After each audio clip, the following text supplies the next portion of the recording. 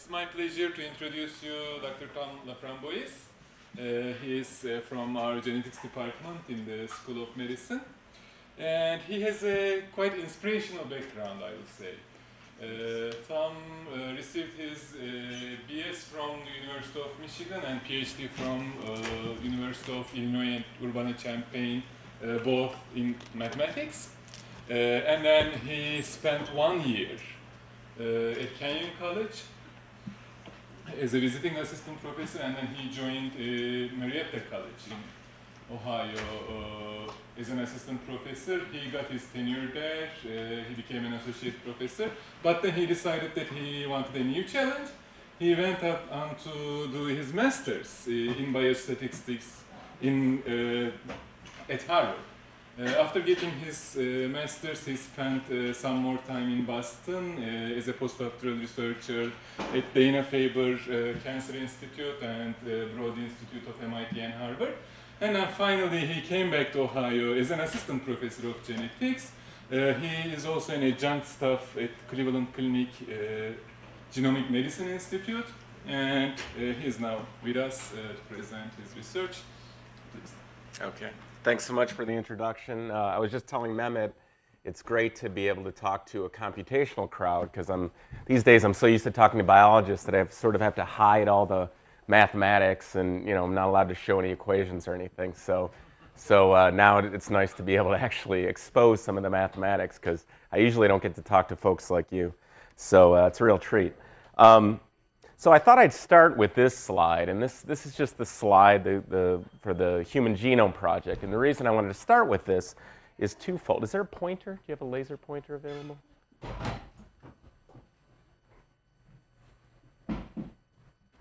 Sorry, I should have asked before.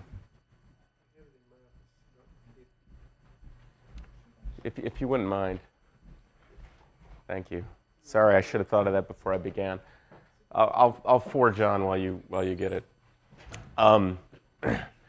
Yeah, the reason I wanted to mention this is twofold. First of all, everything I'm going to talk about today absolutely relies on the results of this project, which was sort of formally completed in 2003. So just you could do it the old-fashioned way. I think you could reach almost everything on the slide. is there an old-fashioned stick-like pointer? Just the finger? Yeah, I'd feel better with one of those big sticks like that, but. And the second reason is, since this is sort of an interdisciplinary sort of talk, in a sense, one of the emphases of the Human Genome Project was the interdisciplinary approach. So you can see in the little circle up above, we've got informatics, which is sort of obviously represented by computer science, and then you've got biology and physics and so forth. So it really is sort of coming from the biological side nowadays, sort of an interdisciplinary world, and I know a lot of the emphases of the computer science department here have become sort of biological. So one of the results of the Human Genome Project was to, at least on paper, be able to specify base by base the human genome sequence, at least the haploid version of it. That is 3 billion letters of the consensus sequence. So that part of the sequence was just sort of assumed to be common among all of us, although it really isn't. And of course, it's organized into 23 pairs of chromosomes, and you inherit 1 copy of each from each parent. But what we're really interested in is the part of the genome that's not common across us all.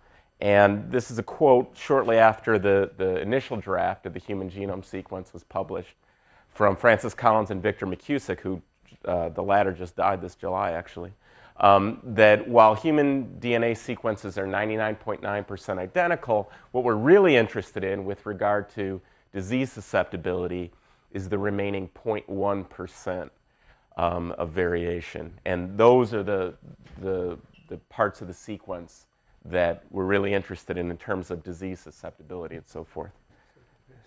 Thanks very much.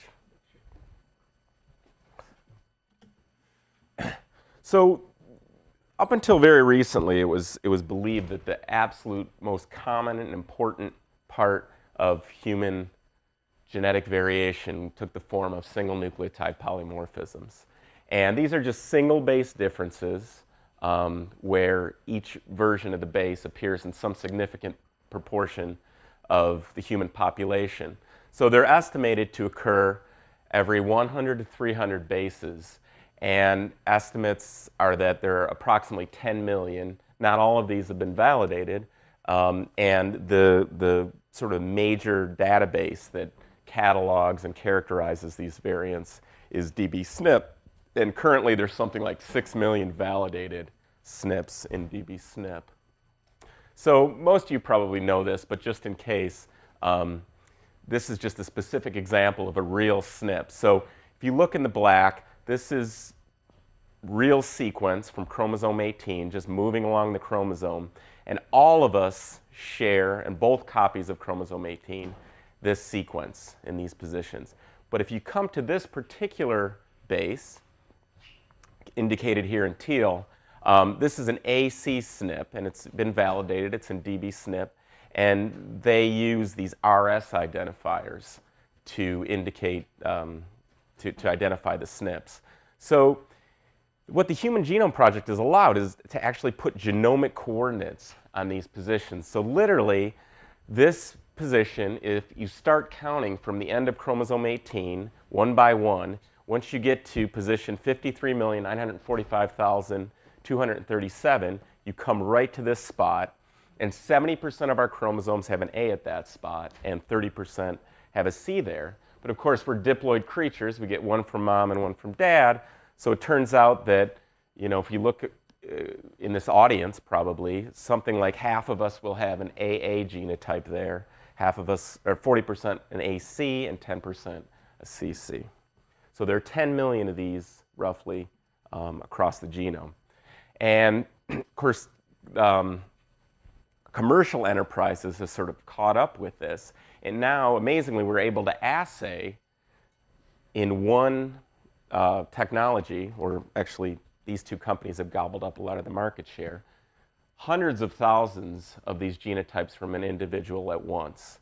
And this is the Affymetrix platform, and this is the Illumina platform, and they pretty much, these two companies have pretty much cornered the market in SNP genotyping technology. Most of you are probably more familiar with expression arrays that Affymetrix developed, and the technology is quite similar, but these are genotyping DNA, not RNA, not mRNA. This is not expression arrays, but SNP genotyping arrays. So the history of these things, I mean, it's amazing how quickly it exploded. Just 5 years ago, the state of the art was the Affymetrix 10K array, which could genotype 10,000 SNPs in one assay. But, you know, it just exploded. And now, actually, as of about 2 years ago, the 1 million array is available from Affymetrix. So it's gone 100-fold in just a few years. And Illumina has pretty much kept pace, and they have their own 1 million array right now. So now you can take an individual's DNA, throw it on this array, and immediately get, well, not immediately, but eventually get 1 million SNP genotypes from that particular individual. So from a data perspective, what does this look like? Well, the Illumina array is a little bit simpler because each SNP gives sort of an A signal and a B signal for the two different alleles. That's the A and C that I showed you before. So you get 2 measurements per SNP. So if you think about it, if you do an experiment with N people, which, you know, usually you don't just run one individual's genotype or one individual's DNA. If you think about it, you can think about it as a big matrix with N columns and 2 million rows. So it's a pretty big amount of data to handle. So there's some serious data housing and data processing issues that you have to deal with. And the latest version of the Affymetrix array is actually even more data intensive because it produces 6 measurements for each SNP.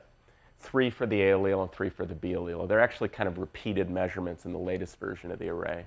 So if you think of this one, it's actually greater than 6 million rows and N columns if you have N individuals. So this is not something you're going to do in Excel typically. You have to do something a little more sophisticated than that. So just a little bit of a peek under the hood, and this is more, this is less a data slide than it is sort of a technology slide. So both of these platforms start with the DNA that's sort of chopped up. So you take the individual's DNA and you think about it as being fragmented, and then there's all these fragments sort of floating around in the soup. And on each of these fragments is a SNP that you're interested in genotyping. So everyone's DNA has these letters in the black, and then you come to this, and this doesn't mean A and C are here. It means either A or C are here. So if the individual is a heterozygous, if they have an AC genotype, then half of their DNA is going to have an A here, half a C here. And for those who are homozygous, it'll be both fragments will have A or both fragments will have C. So that's the general idea. So what happens is both of these technologies rely on so-called Watson-Crick base pairs, where for biochemical reasons, A wants to stick to T and G wants to stick to C. So what happens is, magically, to me, this DNA actually finds the probe that it's complementary to. So in the Illumina case, they have 1 million different versions of these beads, and each bead has a little probe that's complementary to the DNA up to, but not including the SNP site. And by complementary, I mean, G goes with C, T goes with A, G goes with C. So it actually literally sticks there. And then the SNP site is sort of left hanging, and in the soup they have these little single base extensions.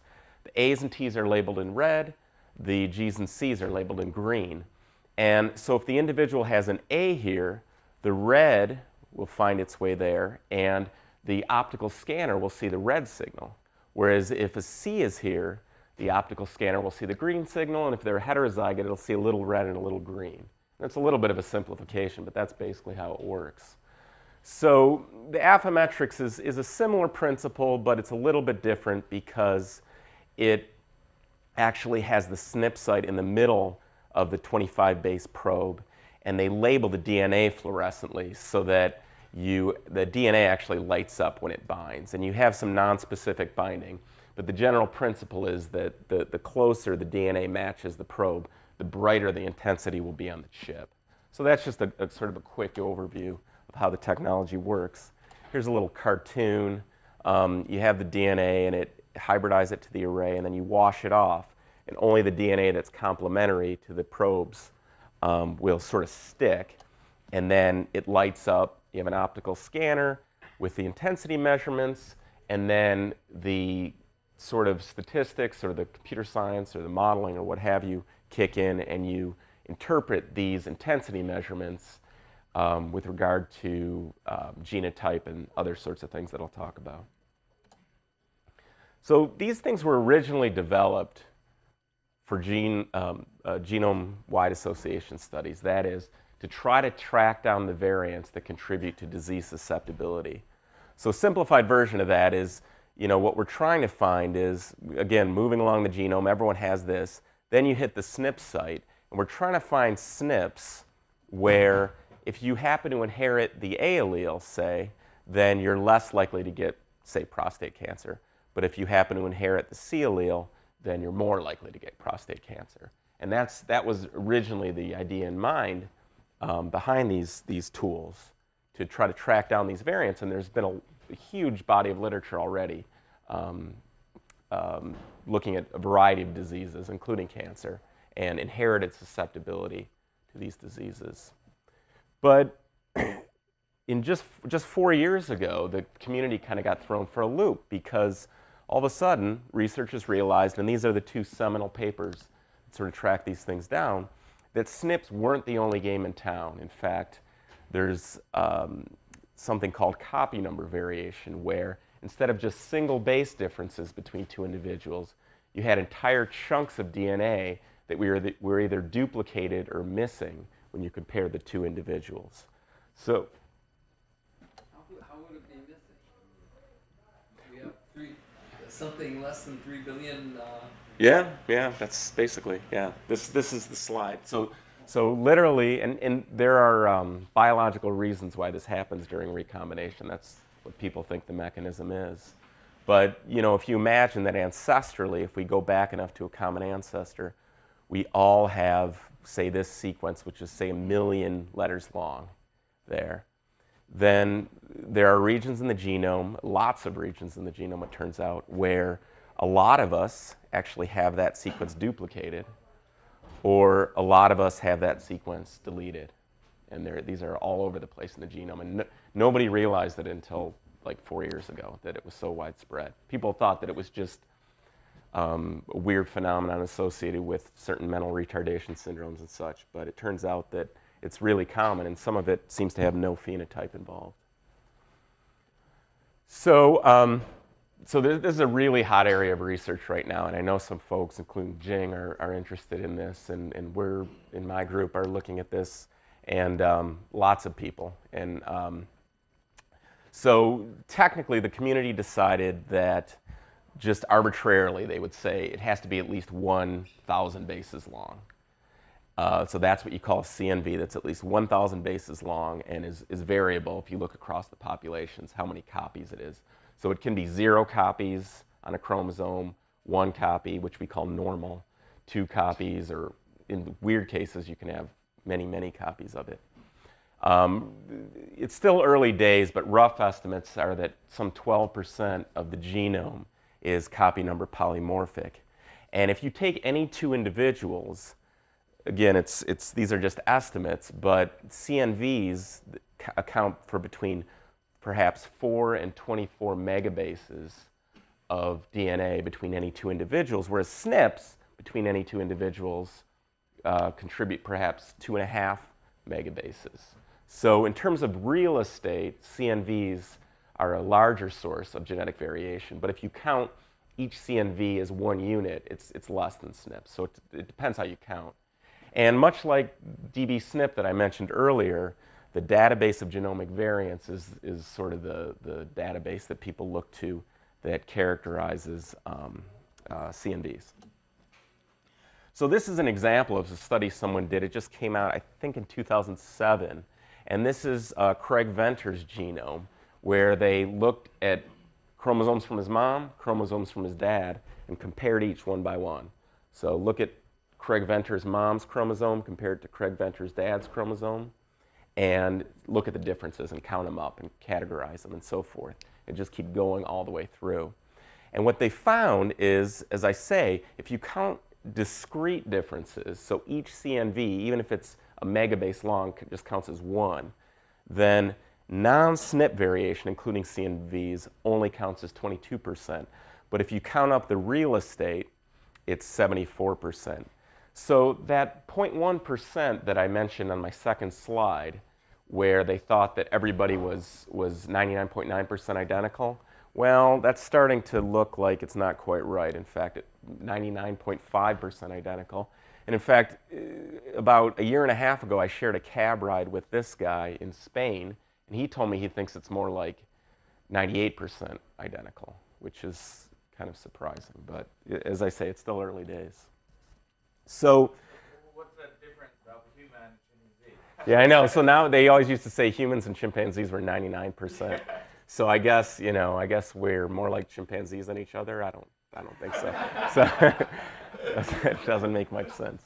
So I don't, you know, obviously it's still early days, and people don't really know yet quite what's going on. But again, what the focus, the NIH focus of this is to you know, contribute to human health, right? So what people are trying to do, and you notice this paper actually predates those 2004 papers, is find now not SNPs, but CNVs that are associated with disease.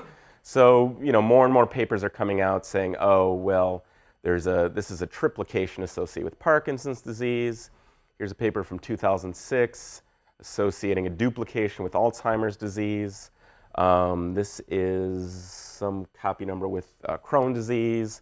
And it seems the most common type of disease that's associated with copy number variation so far seems to be neuropsychiatric disorders like autism, schizophrenia, and stuff like that.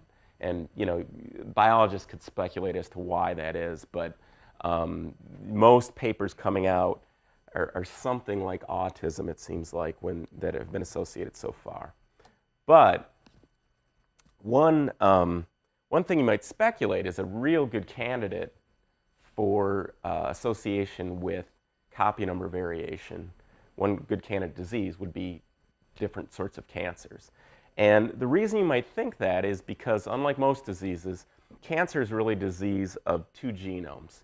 So you have the inherited part of cancer, but in the tumor, the DNA just goes wild, and you have a completely different genome in cancer. I mean, you can have 4 copies of chromosome 16 in the tumor. You know, you can, it just goes crazy. So since there's so much copy number variation in somatic copy number variation, not inherited, and chromosomal instability, you might speculate that inherited copy number variation could very well be associated with cancer susceptibility, although as of yet, nobody's published anything showing that.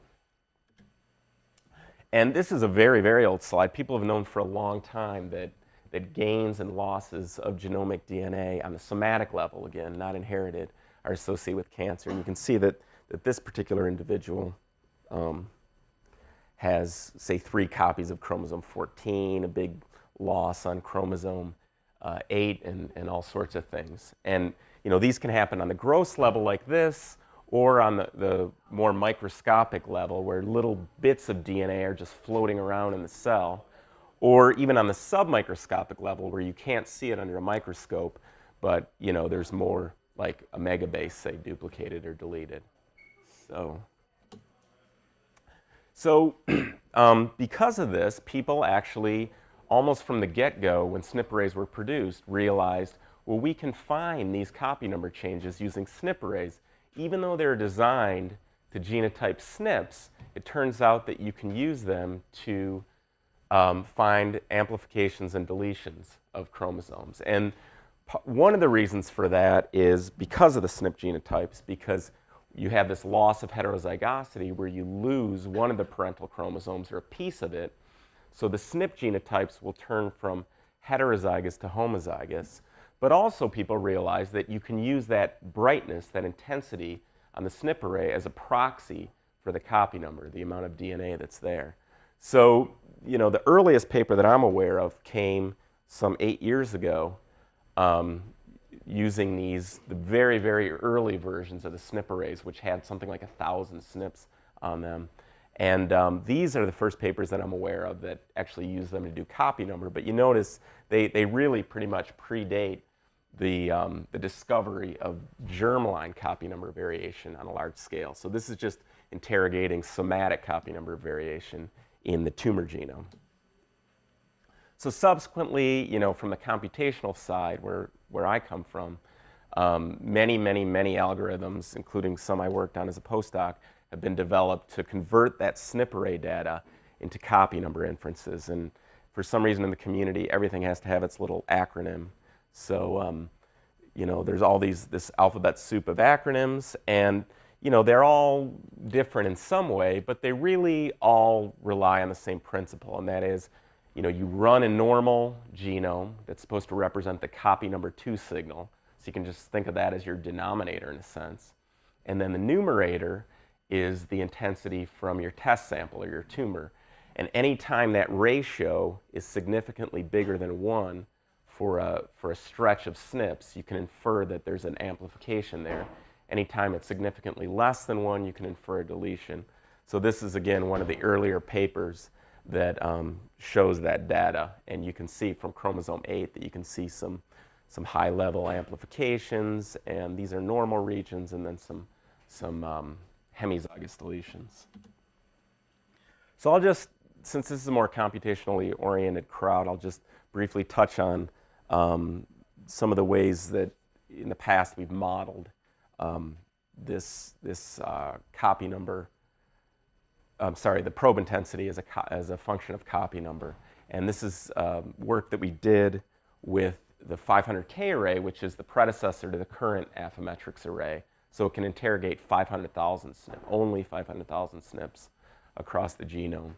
And this earlier version actually used 24 probes to interrogate each SNP.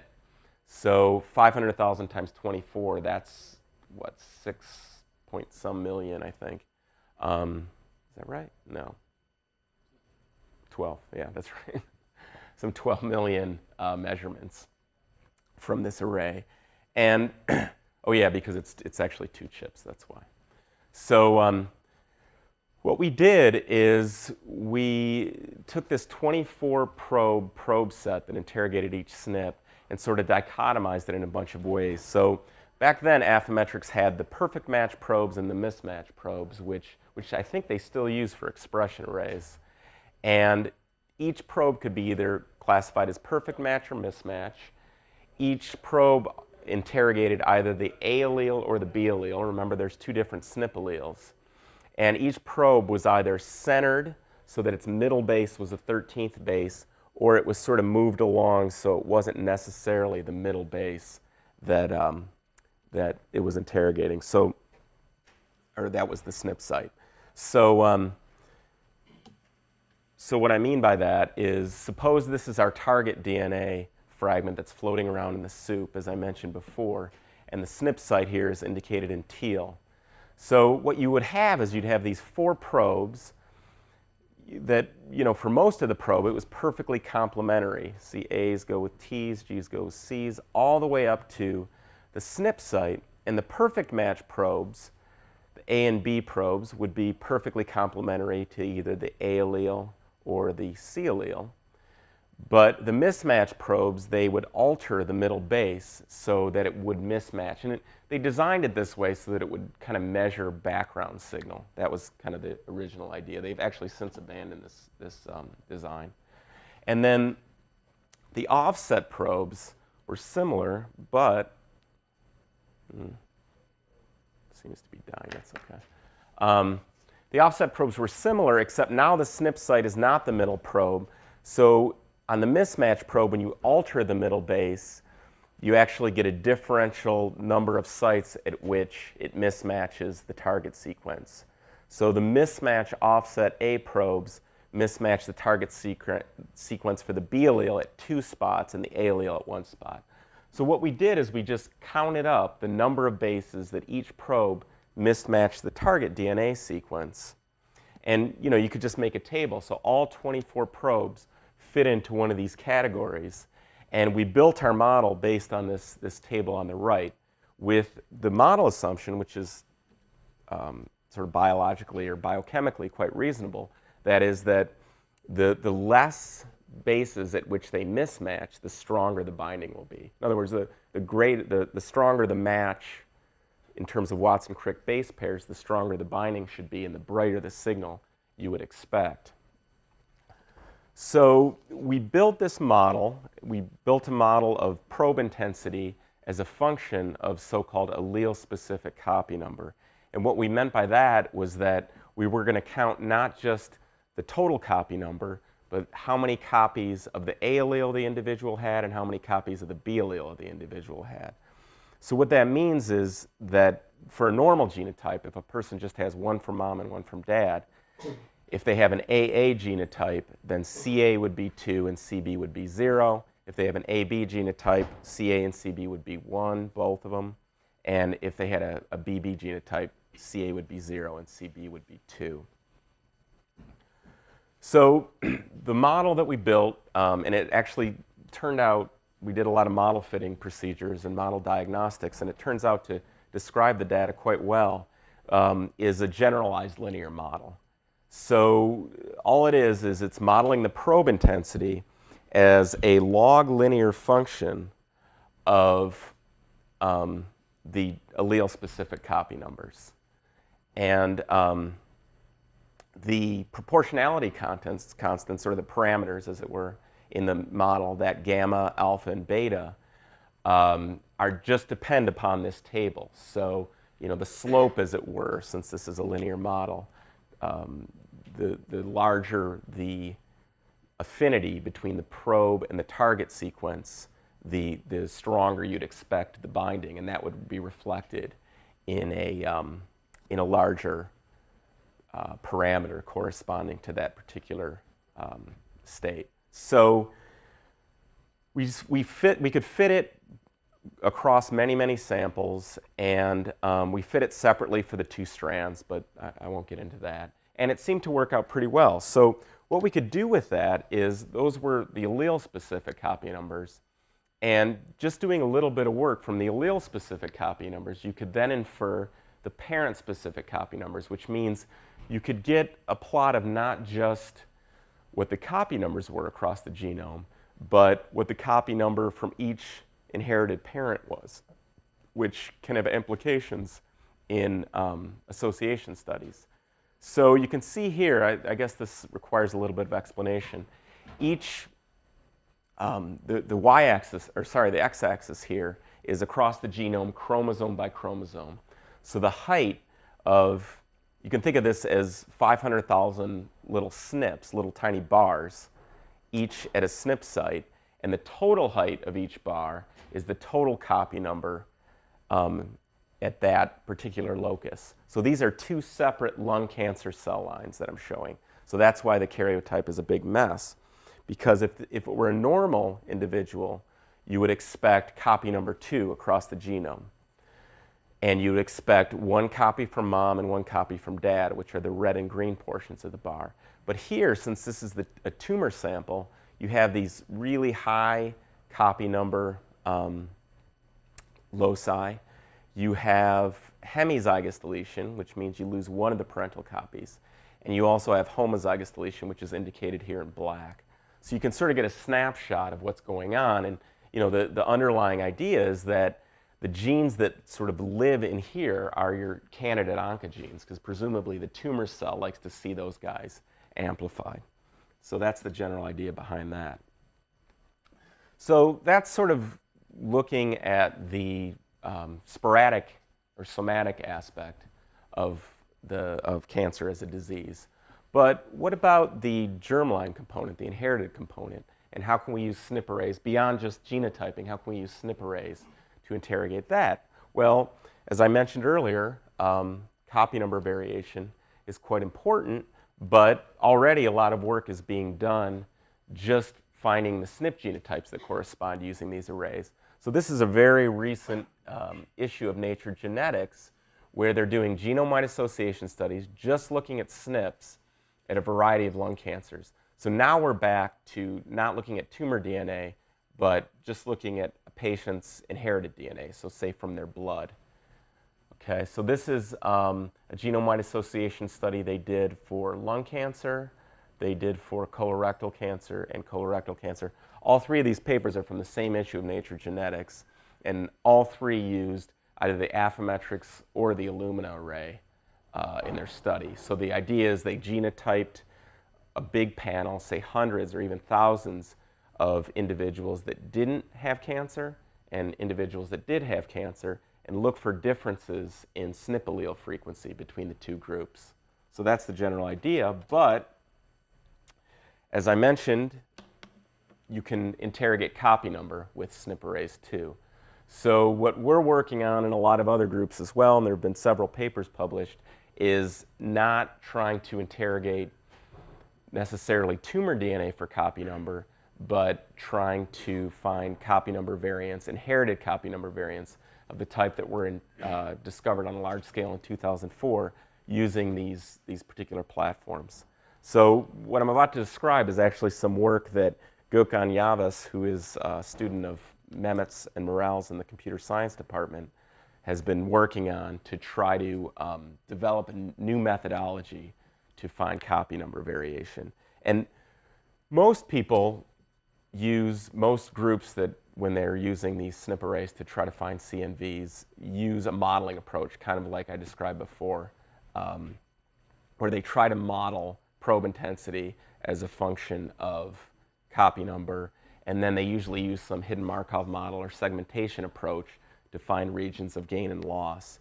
But Gökhan's actually taking a fundamentally different approach where he's trying to use a functional optimization approach where ideally the true solution, the true copy number state, is the optimum of a certain objective function, specifically the minimum.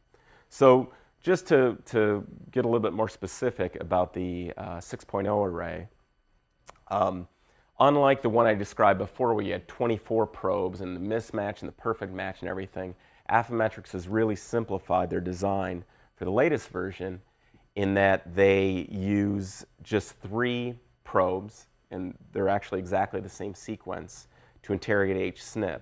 And the only difference between the two probes is that they just change the SNP site. So here it's the T and the G that you can see there.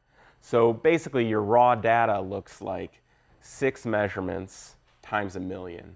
And there are actually these another 1,000,000 measurements that I won't get into called CNV probes, but you can think about it that way. So the data that we've been working with is it's from the 270 HapMap samples, which is the result of a different effort called the International HapMap Project. But the important part is that it's 270 individuals of varying ethnicities. So we have this enormous data set. Affymetrix had to ship it on, I forget how many DVDs, like 5 different DVDs, because it's just such a huge data set. And we're sort of combing through it to discover CNVs. And fortunately, there are some, for these particular samples, there are some sort of well-validated CNVs, duplications and deletions that people accept. This particular individual has a little deletion on chromosome 18. So we can use those as positive controls to evaluate the method. So the first goal is to take these 6 intensity values and convert them into a single measure of raw copy number. So we use this sort of regression approach that gives you, as I say, a raw, i.e. noisy version of what the copy number is. So what you'd ideally like is, I mean, in a perfect world, if the individual has copy number 2 there, when you did this transformation, you'd get 2 for your raw copy number. But it doesn't work that way. This is sort of a typical view of what the raw copy number looks like when you first run that. So you can see that it's sort of centered around 2, but it's really noisy. And we're trying to detect, it's not like in cancer where you're looking for 14 copies. I mean, that's very, very rare in the germline. What you're looking for typically is 3 copies or 1 copy. Sometimes you get 0 copies or 4 copies. So you can see that if you try to parse that noisy diagram and to find regions where there's copy number 3 or copy number 1, it would be pretty difficult. So Gökhan sort of developed this method where it's sort of a multi-stage process where first you kind of do a naive approach to get candidate regions, but those are filled with false positives, and then he applies his objective function approach.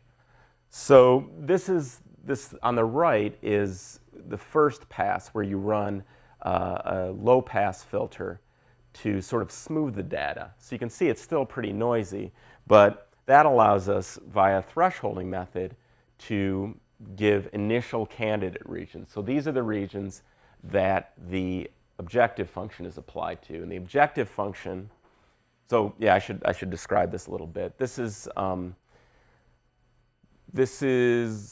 looking, it's actually a fairly, looks like a 5 kb region of chromosome, is that right? Yeah, about 5 kb region of chromosome 1. And each dot represents a smooth raw copy number signal. And it's colored according to whether it's normal, which is red, or candidate gain, or duplication, I guess we're calling it. Candidate duplication, which is in green, or candidate deletion, which is in blue. So what we try to do is to say, this is sort of a liberal algorithm at this stage, and we say which ones of these are real and which ones of these do we think are false. So the objective function that we've come up with is actually quite simple, but it seems to be quite effective based on various sorts of assessments we've been using.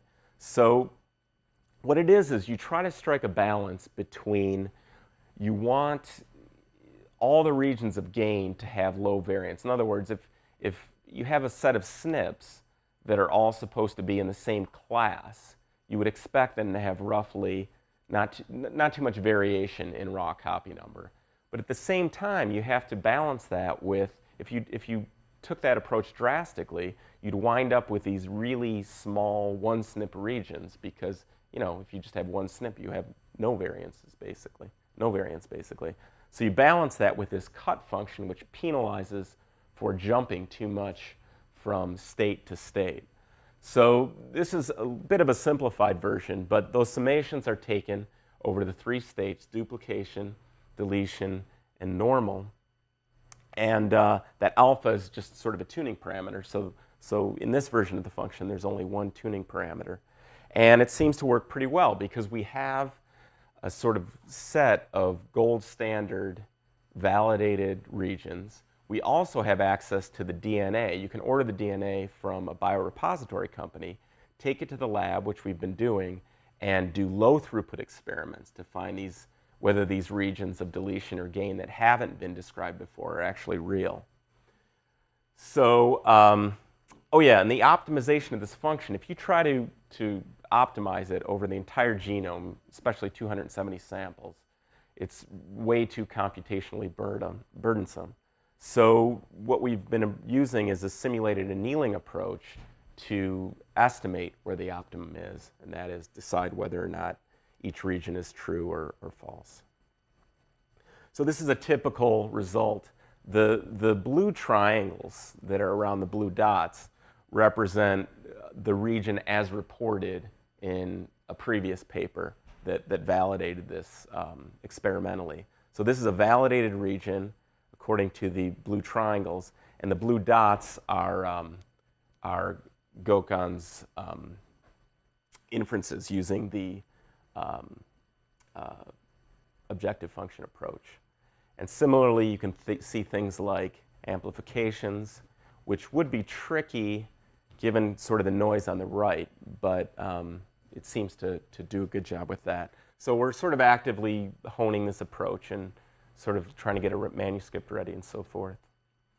So this sort of begs the question, what about the future? I mentioned that the Affymetrix 1 million array and the Illumina 1 million array were released almost 2 years ago, or maybe even more than 2 years ago at this point. So why is there not now a 2 million array, or a 5 million array, or a 10 million array, or 6 million array, or something like that?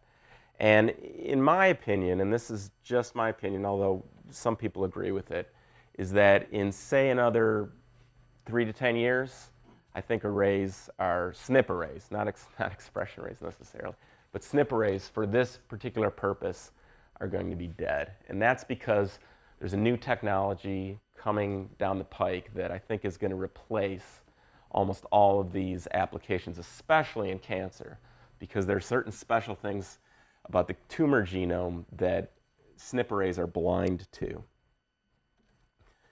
And the things that SNP arrays are blind to, SNP arrays can find copy number change that happens in the tumor genome, but a huge class of DNA level changes that occur somatically are translocations or rearrangements. And SNP arrays, you know, some people have tried, but really there's no way to use SNP arrays to find these things. This is when a chunk of, say, chromosome 5 gets glued up with a chunk of chromosome 8 and fused together. And it's really important, especially if that splits a gene. And SNP arrays, you can't find it. Forget about it. Same with point mutations. If you have a point mutation, which are really important, somatic point mutation, you can't find it with SNP arrays. There's also something called epigenetic changes and methylation, which with a little bit of work you can use other technologies, but you really can't do them with SNP arrays. So what can find these different classes of rearrangements? Well, the technology that's sort of going to revolutionize things in the very near future is whole genome sequencing. And maybe folks here have heard a lot about it. I mean, there's something new called the 1,000 Genomes Project that's getting a lot of buzz right now. And that's not in cancer at all, but it's sort of sequencing the entire genome of not just one individual, which was the goal of the Human Genome Project, but 1,000 individuals. And the thing that enabled it, the Human Genome Project, to sequence one human genome was $500 million using capillary sequencing. The cost of capillary sequencing has come down, but it's still $10 million to sequence one individual using that method. But these next generation sequencers, which are manufactured by the 3 big ones right now that are on the market, are manufactured by Solexa, which Illumina bought. So Illumina now owns that technology. 454, which Roche bought, and ABI solid. The next generation sequencers can do so-called 20x coverage, which means each base gets sequenced an average of 20 times, which you need to be able to sort of piece everything back together. That only costs currently $100,000, but people anticipate that the cost is going to decrease dramatically. And so a proof of principle paper, folks at the Sanger Center in England published this just in June, where as a proof of principle, they said, well, let's take tumor DNA, run it through a sequencer, and see what we can come up with in terms of inferences. And it turns out already, and again, this is still quite expensive, so SNP arrays aren't dead quite yet, but this will become much more cheap, and it turns out they can do all the copy number stuff, plus the real thrust of this paper was to find these translocations. And so they showed, using paired-end sequencing, which I'm not really going to be able to get into, that you can find lots and lots of translocations and examine the whole complexity of the genome in the tumor and not just using cancer. I mean, not just, sorry, copy number. So here's, so Yoon Soo Pyun, who's Jing Lee's student, and he's been working with me to analyze some of this enormous data. So this is just one lung cancer sample. Before I was talking about how big the data sets were with SNP arrays. Well, these things absolutely dwarf the SNP array data. So the data that Yoon's been playing with comes from that paper I just showed, and it's 36.2 million paired reads, which means it's 70 letters, 35 bases from each pair, or each end of the read. So these guys are paired. So you can think of it as roughly 70 bases and times 36.2 million. So I think when we downloaded the data set, it was 30 gigs zipped, and this is just one sample. So it's really going to be enormous, and we're already having all sorts of data management issues, but I won't get into that. So the idea is that you take these reads, you have these little sequences that, they just took the tumor DNA, they threw them through this machine, and they got all these little sequences, which then, thanks to the Human Genome Project, you can map back to the genome, see where they are in the human genome. And from the copy number perspective, how can you find copy number from that? Well, anytime you get more reads than you'd expect by chance, any place in the genome, you can infer an amplification there. And any place, say you see no reads in a big part of the genome, well, probably there's a homozygous deletion there. And if you see a not so big depletion, then it's a hemizygous deletion. So that's the general principle. But there are all sorts of mapping quality issues. You have to be sure you know where it is and so forth. So even though you start with 36.2 million reads, you actually wind up with considerably less than that. And in the end, I guess the high mapping quality reads, there are only 7.3 million pairs, but it still suffices to do a lot with it. So this is what the raw sequence that we downloaded looks like. So there are 36.2 million of these sequences that are in the big zipped file that we downloaded. And it's in so-called FASTQ format. Each of those are 70 bases long, and underneath it's some code that tells you how high the quality of the sequence read was. In other words, how confident they are that that is the sequence that they actually read. And then there's a program that's actually amazingly fast, and I guess that's why it's becoming so popular, called MAQ, that was developed at Richard Durbin's group at the Sanger Center, that can then take those reads and quickly map them into the genome. So you just sort of run through that. We have the whole human genome sitting on our cluster, so all 3 billion pairs that represent the consensus sequence. And then all these reads get mapped, and then you can take a windowing approach to say how many reads in this window, how many reads in this window, and you can plot that. And that's, much as probe intensity was a proxy for copy number in the SNP array setting, reads per window is a proxy for copy number in the sequencing setting. So this is some work that Yoon did to sort of basically say how many reads would you expect per window. And he basically chopped up the human genome and ran it through this MAQ program. And again, I was amazed at how quickly he was able to do it. But as I say, the principle is just to count the number of reads per window, and that's sort of like your raw copy number in a sense.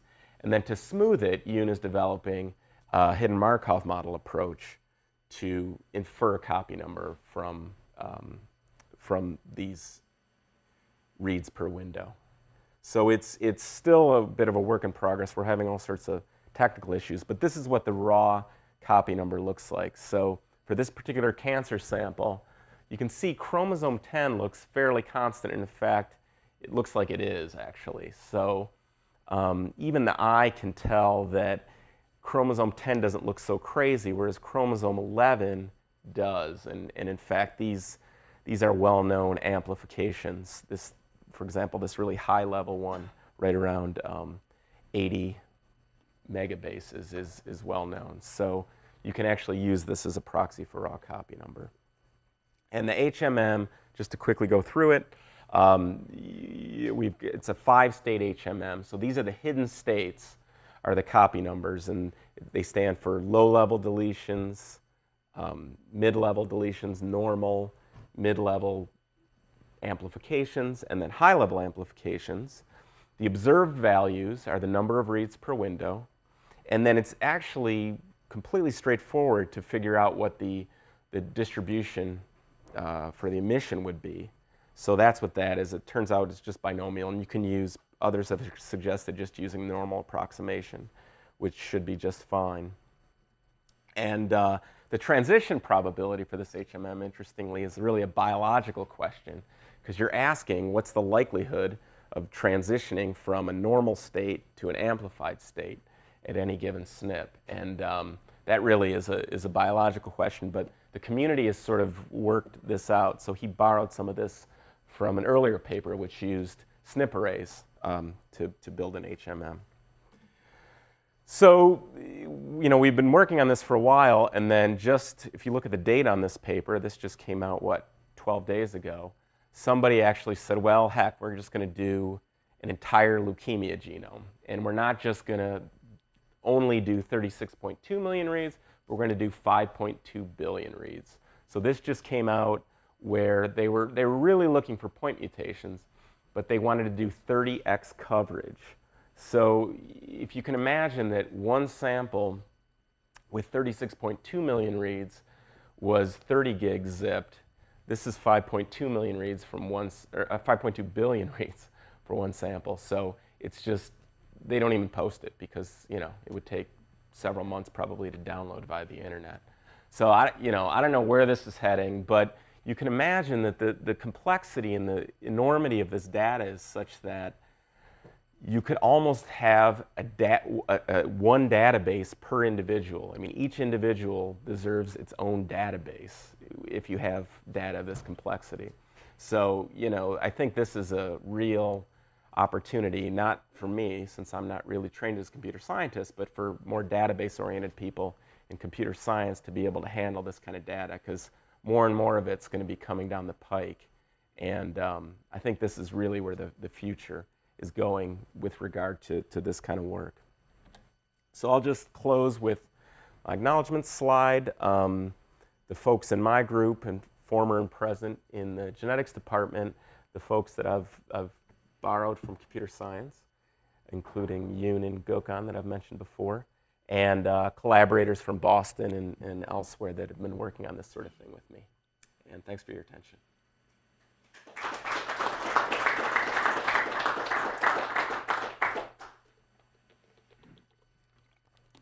Questions?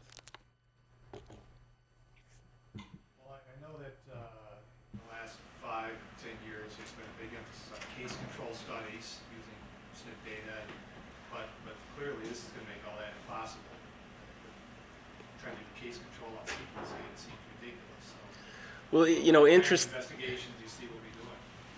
Well, interestingly, I think, it seems to me that it's almost less of a cost issue because everyone thinks that within 10 years, it'll be $1,000 or so, or lower, say, to do whole genome sequencing of the sort that's in this paper per individual. And that's basically what SNP arrays cost a few years ago.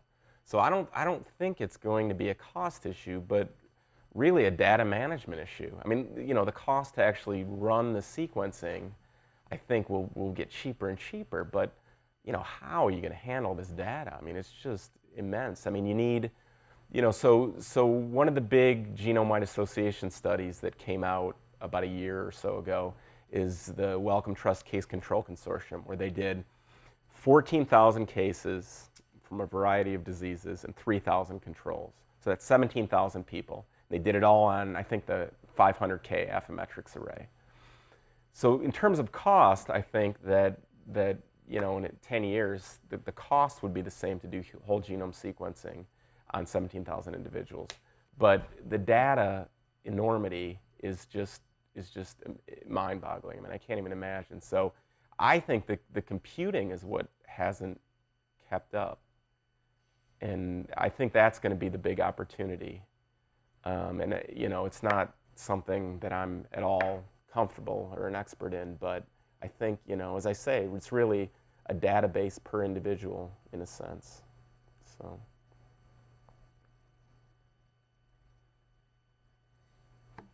In terms of copy number polymorphisms, if we have agreement on where it might occur, then do you think we still need to do the sequencing, or we can just, again, design markers for those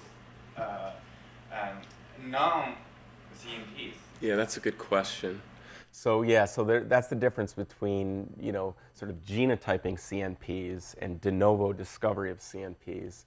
And so I guess, much as people sort of agree where most of the SNPs are now, as you say, probably in the not too distant future, people will agree where most of the CNPs are. But I guess the difference is that, and I sort of glossed over this, but these, for example, and this isn't true with everything, but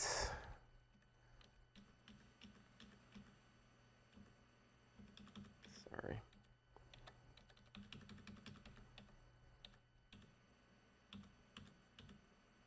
There we go.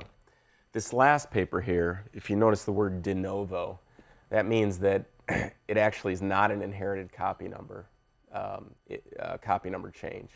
It's actually something that happens sporadically for whatever reason. So, there's always going to be these copy number changes that occur sporadically. So this isn't like tumors where it's isolated to the tumor.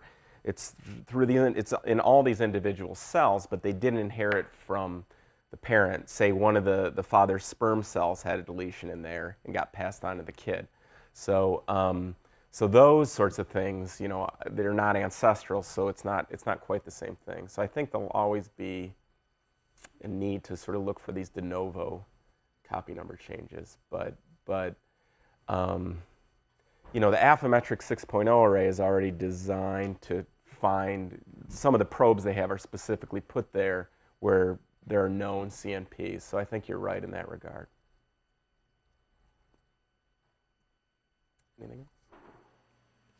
So you said in the somatic cells with cancer, with tumor, you observe many chromosomal duplications and things like that. So while doing association studies, is it at all possible to differentiate driver genes and passenger genes? Because there will be many passenger genes that come with the chromosomal duplication, right? Or what type of data is necessary? So the association studies don't look at the tumor DNA. They look at the germline DNA, the inherited DNA, and those don't have these gross changes.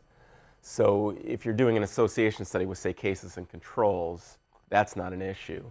But it is, for several years now, what you're talking about has been an issue where people, say, well, gee, if if I'm looking for a candidate oncogene, and if my hypothesis is that these candidate oncogenes reside on pieces of chromosomes that are amplified, what do I do if the whole chromosome's amplified? So yeah, I mean that's a hot topic of discussion in the somatic cancer world right now. How do you sort of hone in if you have a broad area of amplification?